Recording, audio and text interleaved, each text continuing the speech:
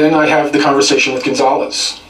And Gonzalez tells me, listen, the negotiations have gotten to a point to where the powers that still are about to release and disclose fully the military-industrial complex's secret space program, which consists of oval-shaped craft, triangle-shaped craft that fly in and out of our atmosphere, going into lower Earth orbit to service a couple of space stations that are owned by the DIA, NSA, and the Air Force intelligence groups.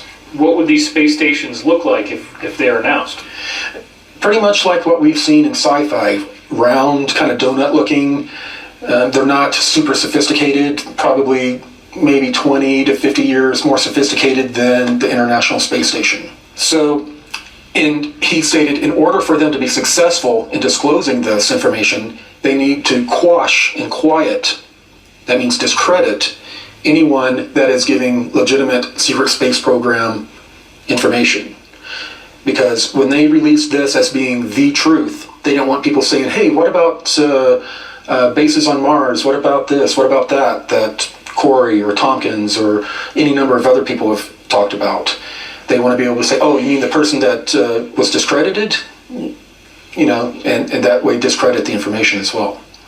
Do you think that's going to be successful? I don't know. They're already working, they're marshaling their forces right now. They're getting people that work in this field to, I guess, get on board with this, appeal to their egos and give them a briefing and say, this is information you're getting the top of the totem pole information. So the people succumb to their egos, like a lot of the people in the military industrial complex have, that believe they've been given the highest intel in the land. And he stated that what was underway was that these various intelligence groups were trying to super soldier the SSP topic.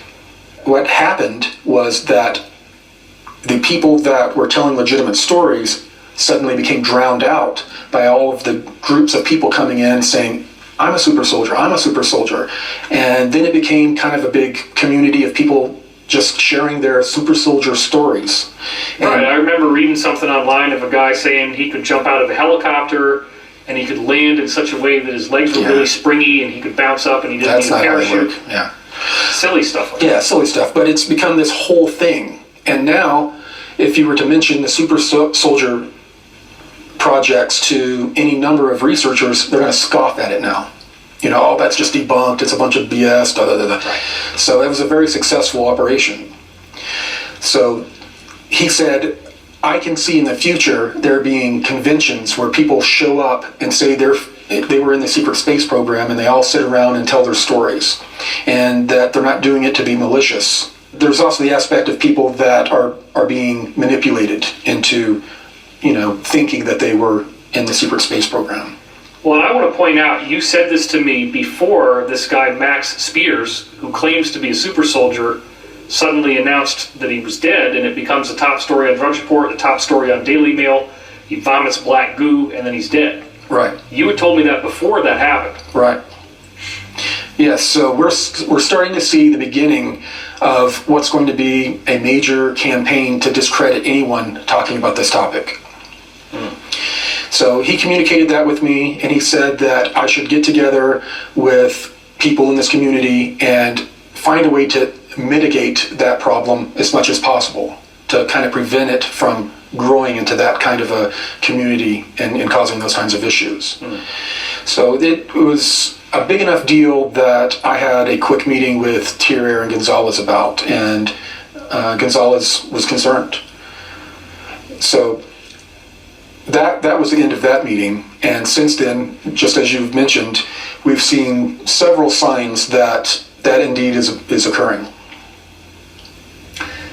Right. So what would you feel is a way to preserve the credibility of what we're doing with this show and what we've done with Tompkins, things like that? I mean, I know Tompkins, we didn't even know about him until after we'd already taped Yeah. 40 or 50 episodes of the show, and then it's like, oh my God, here's this guy who knows all the same stuff.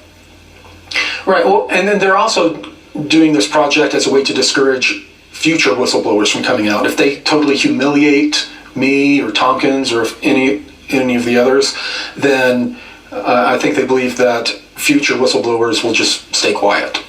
Right. How would you like to be able to let us know who is real and who is false as this goes forward? Do you have any idea of how that's going to happen? Well, that's going to have to go with each of the viewers and the people out there. They're going to have to start using more discernment and not start getting emotionally attached to a story just because it's exciting and they like it. Right. So they're going to have to vet themselves. The last thing that Gonzalez and Tier want us to do is to get into a position of they're a fake, they're real, they're a fake, and then all this inner fighting starts to occur in our field. Sure. Would you say that if you never mention anyone as credible, that means that they're probably not? It could be. Fair enough. All right, well, that's all the time we have for this episode. I'm your host, David Wilcock, here with Corey Goode, and we will see you back here next time. Thanks for watching.